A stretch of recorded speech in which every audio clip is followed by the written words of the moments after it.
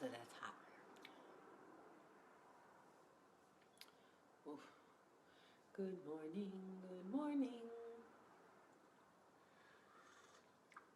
I feel like I'm not sitting in the right spot. Good morning. How is everybody this morning? I hope you are all well.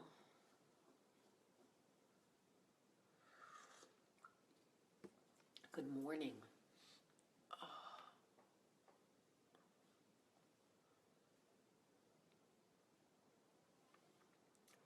Good morning, Erin. How is everybody this morning? Hey, Jennifer. Oh, I love those likes, the hearts and the thumbs. I can see them when you guys push the buttons. They all come across the screen. Oh, my hair is like actually in knots. So I wanted to tell you guys the cutest story. I just went downstairs in my friend Mary's building to get a cup of coffee. And there was an old man working on a computer wearing like this Argyle sweater. And he was drinking his coffee and he was shaking like this. And I was watching him drink and shake, and it reminded me so much of the day before my father died. I ate dinner with him, and he was trying to eat, and his hand was shaking so bad, and I remembered thinking, that's got to be such an awful feeling to shake like that and not have any control over your hands. So I'm watching this man, and I said, you look awfully handsome this morning in that sweater.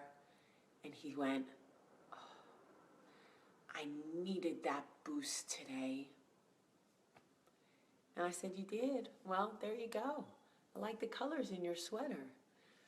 And he told me that everybody at his firm is trying to get him to retire because he is aging and suffering from early onset Parkinson's disease. And I said to him, well, work with your doctor and make the decision that's best for you. But for today, I know you're going to work and you look very handsome. And he said his name was Mike, and he was so stinking cute. And he asked me if he could give me a hug. And I thought, yeah, you can. Bring it in, old man. Bam, bam, chicka, bam, bam. No, I'm just kidding. I was like, of course you can. So I gave him a hug, and he was so cute. And he was wearing the cutest Argyle sweater, man. I'm a sucker for a woman in an Argyle sweater, okay? I'm not gonna lie. I don't want, not Michael, because he doesn't like look good in an Argyle. Well, I mean, he looks good in anything. He looks better in nothing. Okay. So I want to tell you about this thing I saw. Okay, so I was watching there's something on TV, and the one of the boys was talking about being a makeup artist. He's like a famous celebrity makeup artist and makes tons of money, travels the world, loves his life. And he was explaining that when he was young, obviously being gay was very difficult for him. Liking makeup, wanting to make women feel and look beautiful, was shunned. Nobody encouraged him to foster his talents, chase his dreams, none of those things. He was always meant to, people always tried to steer him on a different course. But he would go in his room, he would go to the dollar store, go to CVS, buy cheap makeup, and practice on dolls. Literally, on like Barbie dolls. Think about how small a Barbie's face is. And practice and practice. He would practice on his own face.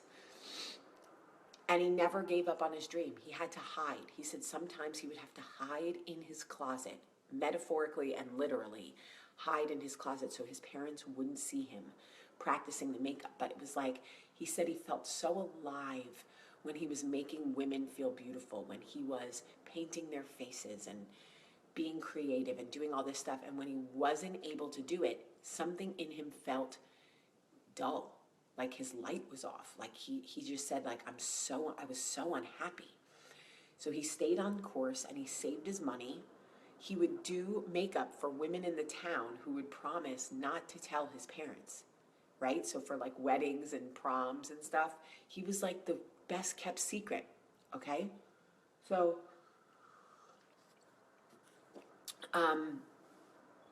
long story short, he saves his money so that when he's old enough, he can move out.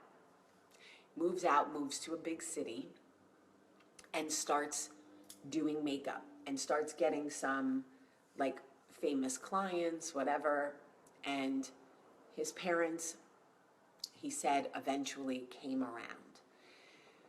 But he looked right in the camera and said something that touched me in a way that made me want to talk to you about it on Coffee Talk. That's like always the most amazing thing to me. When I hear something and I go, oh, I got to tell them.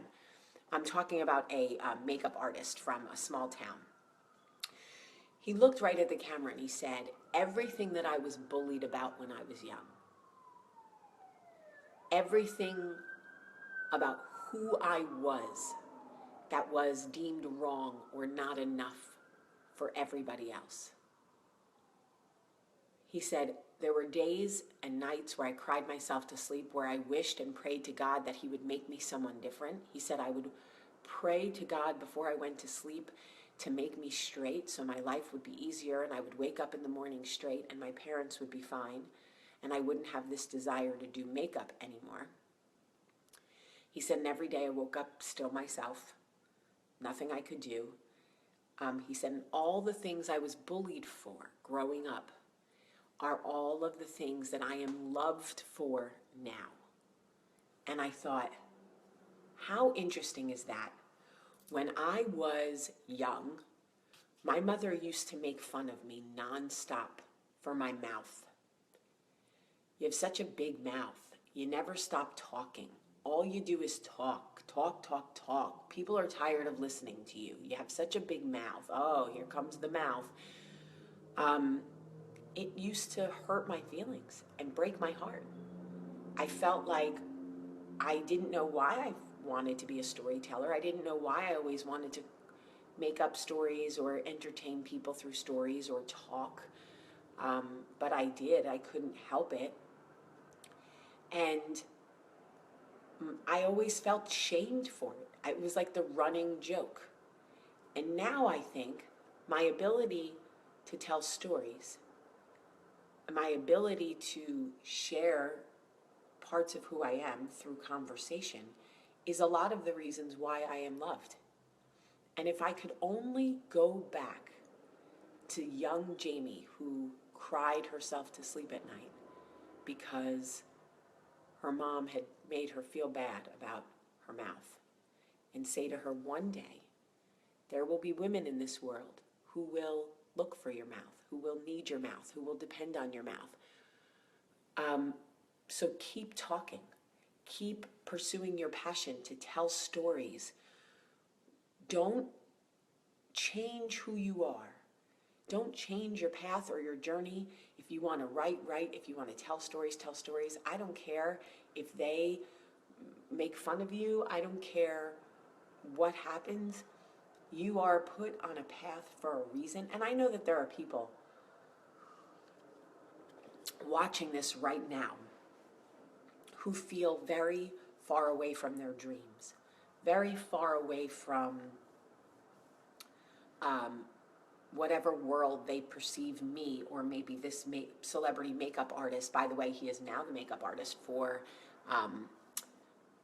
huge stars, like huge musicians. Like he's like world renowned. But listening to him talk about it and say that line when he said, everything that I was shamed for and bullied for in my life is now what I am loved for because I never gave up. So the interesting thing about this is, I want to give you an example. If you feel that you have a gift and you don't know how to pursue it, right? You don't know how to pursue it. You don't know how to you know you have something inside you and you want to share it, but you don't know how. I'm going to give you an example. Over the last couple of years, what I have started to do is write like short stories for people as gifts. So I may not be able to publish everything I write, and I'm not going to be able to publish like 50 books, and like I'm not Stephen King or something, and I'm not going to be able to get every movie made, and I'm not going to be able to whatever. So I have started writing short stories for people and gifting them, writing special stories for them, because it is my gift and it is who I am, and I want to tell stories. Which is why sometimes I make videos of me just telling stories to you guys, because I love it. It's part of what I do. So, bringing it back. Nobody ever said it would be easy. None of this is easy. None of us are getting out at the end of this road going, whew, well, that was a breeze. Everybody loved everything I contributed, and everything I said was perfect, and like I was supported for everything that I want to do, and life was perfect and easy for me. No, it's so hard for all of us. It is so hard to pursue the things you want to do. You want to bake brownies, bake the frickin' brownies. Make the best brownies you can make. Put a little card with love and give brownies for the holidays. You want to write stories and gift them to people you love. Write them personal stories. Part of coffeetalk.com, if I ever get it launched, if I ever have time to focus, there will be a story section where I will just write stories. And if you feel like reading them, you can come and just click on the tab and read that day's story. Because Allison, it is Mariah Carey's makeup artist. Ooh, so smart, Allison. Anyway,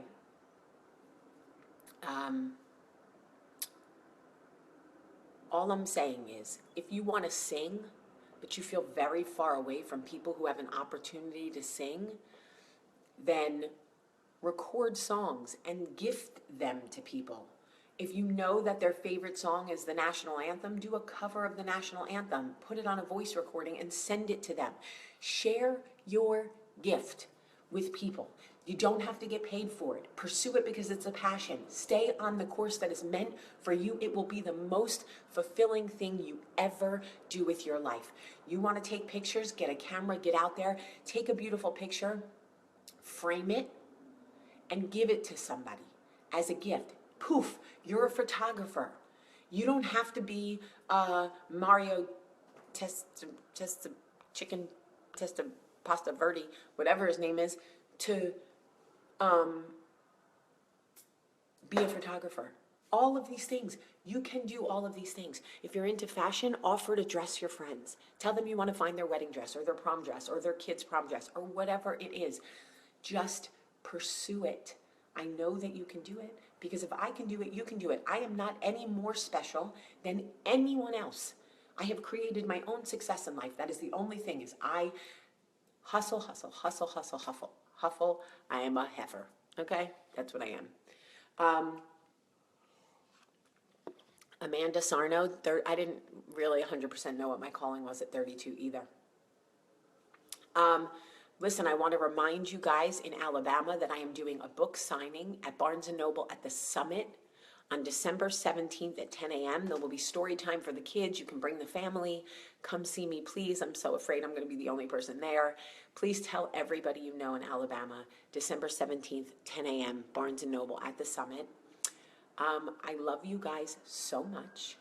I love you so much. I get up every day and I do this for you, for me and for you, because I love you. And when you see me out and you tell me you love me, I think it's working. They love me because I love them.